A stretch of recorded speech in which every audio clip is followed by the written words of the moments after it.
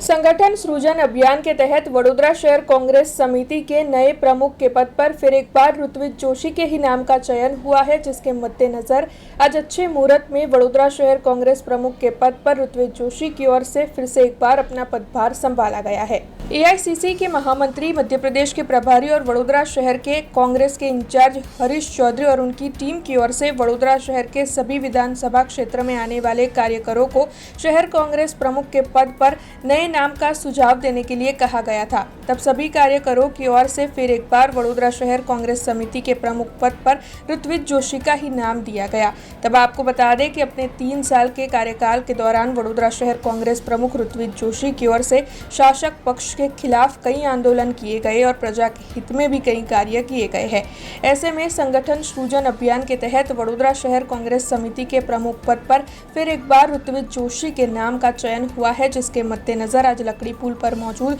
कांग्रेस के कार्यालय पर संगठन सृजन अभियान के तहत कार्यक्रम का आयोजन हुआ था और इस दौरान वडोदरा शहर के कांग्रेस के सभी अग्रणी और काउंसिलर्स और कार्यकर बड़ी तादाद में मौजूद रहे थे। विपक्षी नेता चंद्रकांत श्रीवास्तव समेत काउंसिलर्स और कांग्रेस पार्टी के कार्यकर बड़ी तादाद में वहां पर मौजूद थे और उपस्थित सभी की ओर से वडोदरा शहर कांग्रेस प्रमुख ऋत्विज जोशी को फूलों का हार पहनाते हुए, गुलदस्ता देते हुए उनके इस नए कार्यकाल के लिए और आने वाले भविष्य के लिए शुभकामनाएं दी गई थी। वैसे आपको बता दें कि इस कार्यक्रम की शुरुआत करने से पहले अहमदाबाद विमान दुर्घटना के मृतकों को उपस्थित सभी की ओर से श्रद्धांजलि दी गई थी और बाद में एक अच्छे मुहूर्त में वडोदरा शहर कांग्रेस प्रमुख के पद पर ऋत्विज जोशी की ओर से अपना कार्यभार संभाला गया। वैसे आपको बता दें कि इस दौरान एक पत्रकार परिषद का भी आयोजन हुआ और नई ऊर्जा और नई जोश के साथ वडोदरा शहर कांग्रेस प्रमुख के पद पर पदभार संभालने वाले ऋत्विज जोशी की ओर से आने वाले वक्त में उनकी रणनीतियों के बारे में ज्यादा जानकारी मुहैया करवाई गई।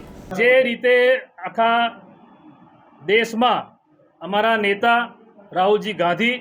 રાષ્ટ્રીય પ્રમુખ ખડગે સાહેબ, કેસી વેણુગોપાલજી અને રાષ્ટ્રીય નેતૃત્વએ જ્યારે સંગઠન સર્જન અભિયાનની શરૂઆત ગુજરાત રાજ્યથી કરી અને ગુજરાત રાજ્યમાં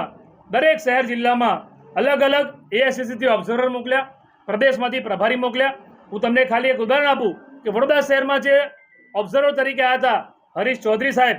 એ હરીશ ચૌધરી સાહેબ એઆઈસીસીના જનરલ સેક્રેટરી છે, સિનિયર, પોતે કેબિનેટ મિનિસ્ટર રહી ચૂક્યા છે, રાજસ્થાનમાં અત્યારે 4 ટાઈમના એમએલએ છે, એમને આખા મધ્યપ્રદેશના એ ઇન્ચાર્જ છે અને એ હરીશ ચૌધરી સાહેબને મધ્યપ્રદેશની સાથે સાથે એક વડોદરા શહેર જેમાં 5 વિધાનસભા અને 19 વોર્ડ આવે છે એની જવાબદારી આપી। અહીંયા રોકાયા 4 થી 5 દિવસ, એમની સાથે પ્રદેશના પ્રભારી આવ્યા હતા અને આ બધાએ વડોદરા શહેરના અમારા કોંગ્રેસના એક એક કાર્યકર્તાને વિધાનસભા વાઇઝ બધાને 1 to 1 સાંભળ્યા, બધાની વાત સાંભળી અને ત્યાર પછી જે પેનલ ઉપર ગઈ અને ત્યાર પછી એમાંથી જે નામો નક્કી થયા ત્યારે રાષ્ટ્રીય નેતૃત્વએ જે નામ નક્કી કર્યા છે તો સંગઠનને વધારે મજબૂત કરવા માટે આવનાર દિવસોમાં કોંગ્રેસ પાર્ટી પ્રજાલક્ષી જે કાર્યક્રમો છે એ અમે આપણી સામે જાહેર કરીશું। દરેક રોજ આમ તો રોજબરોજ અમારા કોર્પોરેટર હોય કે અમારા કાર્યકર્તાઓ કે આગેવાનો પ્રજા માટે લડતા જ હોય છે। સંગઠનમાં જે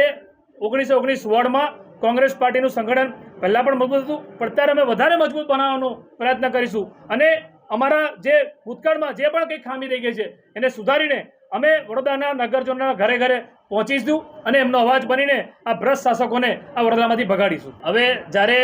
રાષ્ટ્રીય નેતૃત્વએ તમારી સામે આજે એક યુવા ચહેરાને પ્રમુખ તરીકે ફરી રિપીટ કર્યો હોય તો આ પ્રશ્ન તમારો પ્રશ્ન બરાબર છે, પણ એ રાષ્ટ્રીય નેતૃત્વ અને પ્રદેશ નેતૃત્વ જે તે સમય નક્કી કરશે। પરંતુ એમાં એવું નથી કે માત્ર યુવા, તમે સમજો કે સિનિયર છે તો સિનિયરોનો હોશ અને યુવાઓનો જોશ, એટલે જે અમારા સિનિયર આગેવાનો છે એમનો હોશ, અનુભવ અને યુવાઓનો જોશ, આનું કોમ્બિનેશન બનાવીને આ વડોદરા શહેરમાં કામ કરીશું, પ્રજાલક્ષી કામ કરીશું અને આ ભય ભૂખ ભ્રષ્ટાચાર આપનારા ભારતીય જનતા પાર્ટીના નેતાઓને આ વડોદરામાંથી ભગાડીશું। વરસાદમાં અમે તો ભગવાનને એ જ પ્રાર્થના કરીએ કે ગત વર્ષ જેવું પૂર ના આવે, કારણ કે આપણે ભગવાન ભરોસે જ મૂકી દીધેલા। ગત વર્ષે પણ આ લોકોએ કશું નથી કર્યું। એમના ચેરમેને કીધેલું, આજે પણ યાદ છે, મીડિયામાં બોલ્યા હતા કે ભાઈ તમારી જાતે તમે બોટ, તરાપા, દોરડા, ટ્યુબ આ બધું વસાઈ દો, એટલે ભગવાન ભરોસે મૂકી દીધા હતા। એટલે આજે આપણે ભગવાન ભરોસે જ છે। અમે તો પ્રાર્થના કરીએ કે એકદો વરસાદ ના પડે વડોદરામાં કે પૂર આવી જાય, કારણ કે સુરતમાં જેવો વરસાદ પડ્યો જો વડોદરામાં પડે તો આખું વડોદરા પાણીમાં ફરી ડૂબી જાય। જ્યારે આ પૂર આવેલું ત્યારે ભાજપના નેતાઓ તો ઘરમાં બેઠા હતા, અમારા વિપક્ષના નેતા, અમારા કાઉન્સિલરો, અમારા આગેવાનો, વોર્ડ પ્રમુખો બધા જ્યાં જ્યાં જવાયું છે ત્યાં ટ્રેક્ટર લઈને દૂધ, પાણી, બિસ્કિટ જ્યાં જ્યાં મદદ થઈ છે બધા અમારી શક્તિ પ્રમાણે અમે કરી છે અને આ વખતે બધી મદદ અમે કરવા તૈયાર છે। હવે જ્યારે સંગઠન સર્જન અભિયાનના માધ્યમથી રાષ્ટ્રીય નેતૃત્વએ જ્યારે ગુજરાતમાં જે 41 એટલે કે 33 જિલ્લા અને 8 મહાનગરપાલિકાના તમામ પ્રમુખો જાહેર થઈ ગયા છે, તો આ રાષ્ટ્રીય નેતૃત્વએ જાહેર કરેલી વાત છે, કોઈ એમાં ચિઠ્ઠી કે ભલામણથી થયું નથી. તો જે રાષ્ટ્રીય નેતૃત્વએ જાહેર કર્યું છે એને તમામે એને શિરોમાન્ય રાખ્યું છે. એવી કોઈ આંતરિક જૂથબંધી નથી અને બધાને ભેગા થઈને બધા ભેગા મળીને કામ કરીને આવનારા દિવસમાં પ્રજાલક્ષી કાર્યો કરીશું. हमसे जुड़े रहने के लिए हमारे YouTube चैनल को सब्सक्राइब करें और नई वीडियो की नोटिफिकेशन के लिए बेल आइकॉन को दबाएं।